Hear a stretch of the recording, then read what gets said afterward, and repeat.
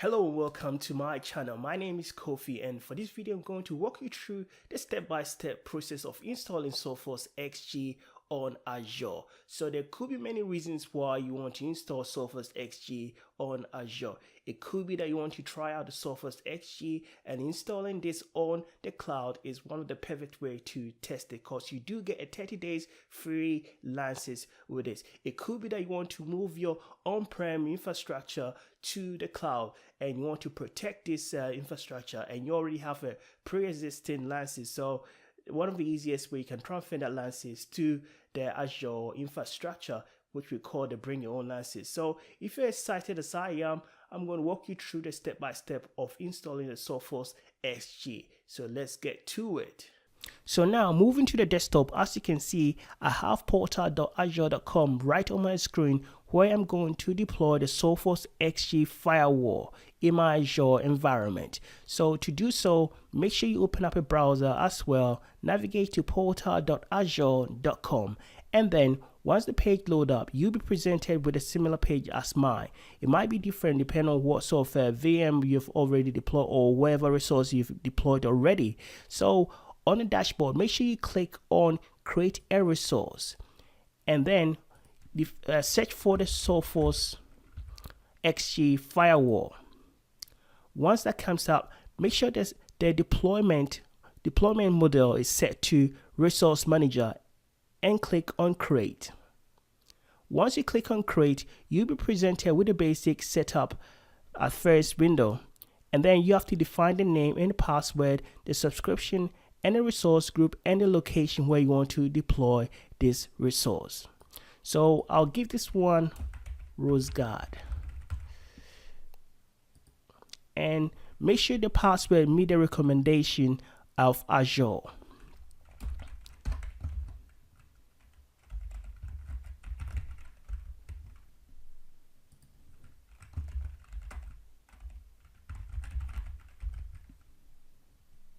And select your subscription.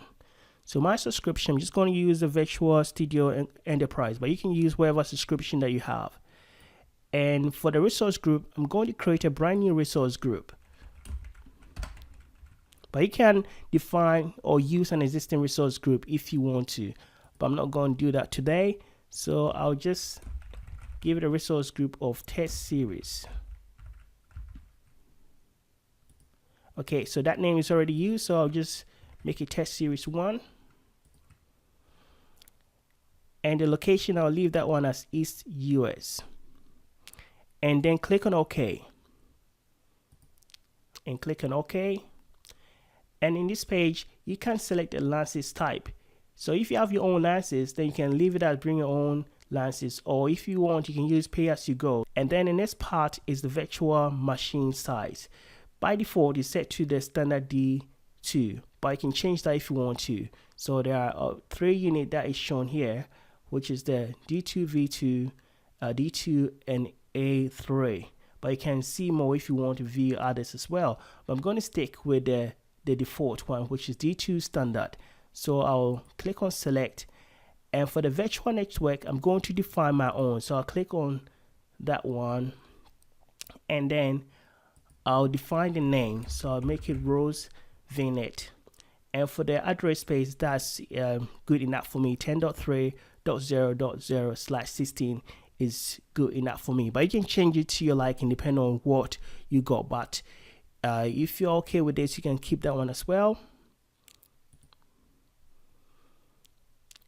And for the subnet, as you can see, for the Sophos XG, it requires 2 subnet, a WAN subnet and a LAN subnet. So once you define your virtual network, it will try to break it down into 2 subnet for you. So as you can see here, by default, it has defined 10.3.0.0/24 for the WAN, and for the LAN, it defined 10.3.1.0/24 for the LAN. So that's good enough for me. And like I said before, you can change it to match whatever resource you have already deployed, so that obviously if you want to put certain resource in your environment into LAN, you can make sure you define it in a way that it matches that specific network. So I'll leave this one as it is.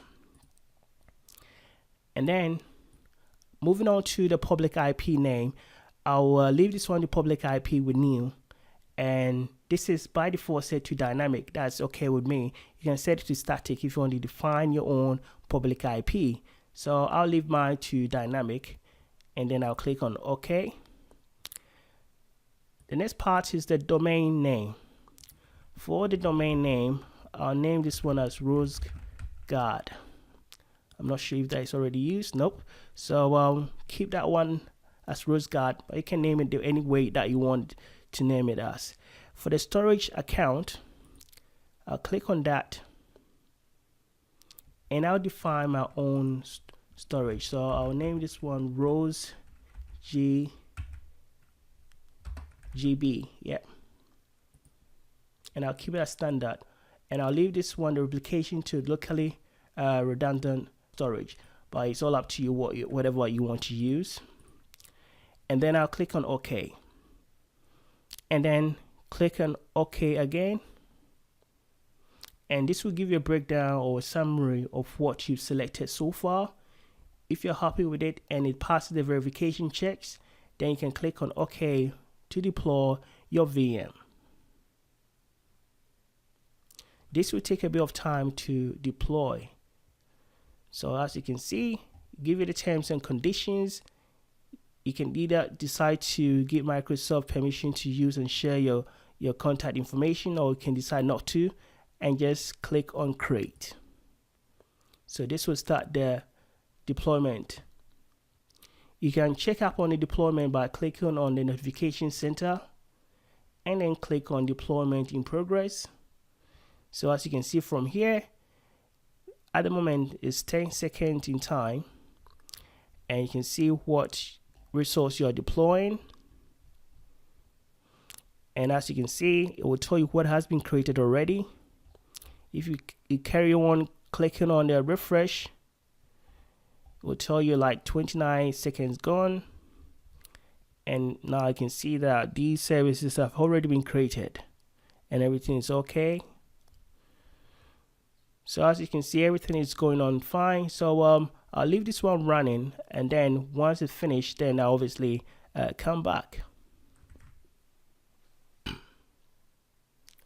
Right, so okay, my deployment took a bit of time to finish. So if I refresh on this page here, it will tell us the time that it took. So as you can see, it's just about 5 minutes. So it's quite a reasonable time frame. So it's all done now. So we should be able to get access to our XG. So to do so, what I'll do is I'll go to the dashboard. Okay, so the resource is not showing up here, but what I can do is just go to the VM session. So on the dashboard menu section, you can scroll down to virtual machines. You click on that and you can see the RoseGuard is right there, and as you can see, it's running, and the resource group is test series 1 as we created it into it. So click on RoseGuard or whatever you name yours as, and then what you can see from here is that it will give you a DNS name and also a public IP address as well. So you can use this to get access to the XG appliance, essentially get to the interface. So you copy the RoseGuard DNS name and then open up a new tab. Type that in. Make sure you begin that with HTTPS. And then the web interface port number, which is 4444.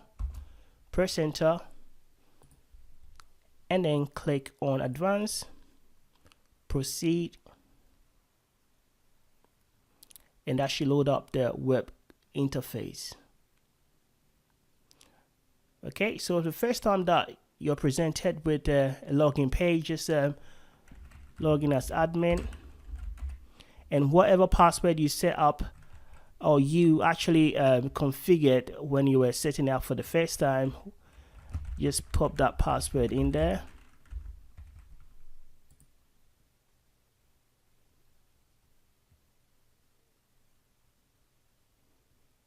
Okay, so this will take you through the installation wizard. I already got like a serial number, so I'm just going to use that. But if you do not have a serial number, and obviously you're just trying that out, you can select you don't have a serial number and can use that option. Or even if you have UTM-9 lances, you can use that one as well.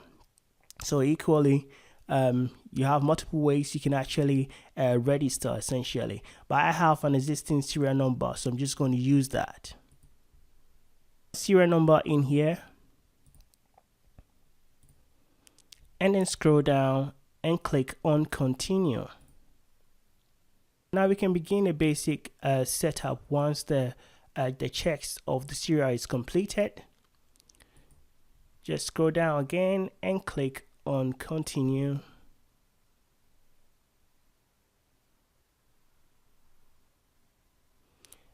And that's about it. Everything is all set up, so it's quite simple and straightforward in terms of the setup. So now you have a fully deployed XG on Azure. So as you can see, the interface is just the same as the one we have on-prem. So it's something, if you're used to it already, it's easy for you to just navigate way around it. So you can obviously create your firewall group. So just like the on-prem one, when it's first set up for the first time, you always have a SMTP firewall rule defined already, but you can define your own LAN to WAN firewall rule. If you go into the network page here, as you can clearly see, there are 3 interfaces defined: the guest AP, the port A, and port B. So port B will be your WAN, and port A is the LAN. And as you can see, for the address scheme, is just as you define in Azure. And if we click on, let's say, the port B, the gateway will define on the port B, as you can see here. So everything that goes through 10.3.0.4 is mapped to the public address here. So every traffic hit the 1 on 10.3.0.4 and leave out through the 13.90.242.7. Simple as it is. So then if you create a firewall rule, so for example, if I create a firewall rule LAN to so I'll just name this one LAN to WAN,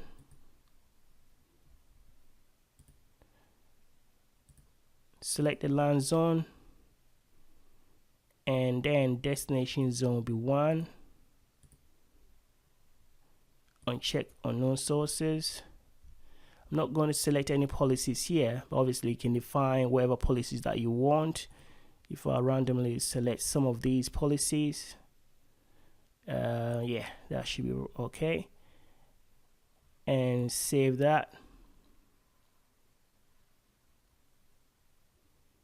So that is created, and I can easily move that to the very top.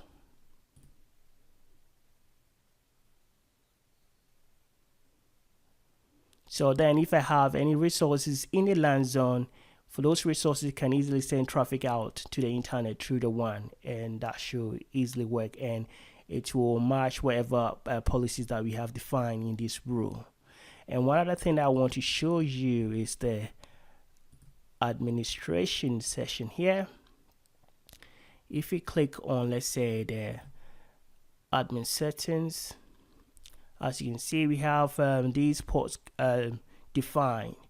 So if, let's say, you got a web server inside your network and you want to send, you want to set up a WAF rule to protect it, more likely you have to change this if it's using 4.4, because 4.4.3 is already utilized by the portal. So if you want to use that for your internal resource, so that a client from outside your network or outside the cloud will be able to get to the web server inside your network, then obviously you need to change that. So if you define this one to something else, so for example, we can set this one to there, then we can then use the 4.4.3 for something else. And if you go back to the Azure platform, and then we click on the virtual machine, and we click on that rose guard, what you notice that is if you go into the networking, you notice that the port that are currently open are just the web GUI, which is 444, and SSH as well, which is 22. So if you have other resources that you need to open up port 4, you obviously have to open it up here as well, so that that traffic can obviously go straight through without any problems. Right, so what I'll do is that I'll make another follow-up video of how to deploy a resource behind the firewall, more likely a web server sitting on the LAN zone, and then we can get access to that resources from outside, and we can set up a WAF rule. So I'll do that video. I'm not going to obviously do it now. So more likely that'll be the follow-up video. So once again, thank you for watching, and I'll see you guys in the next one. Peace out.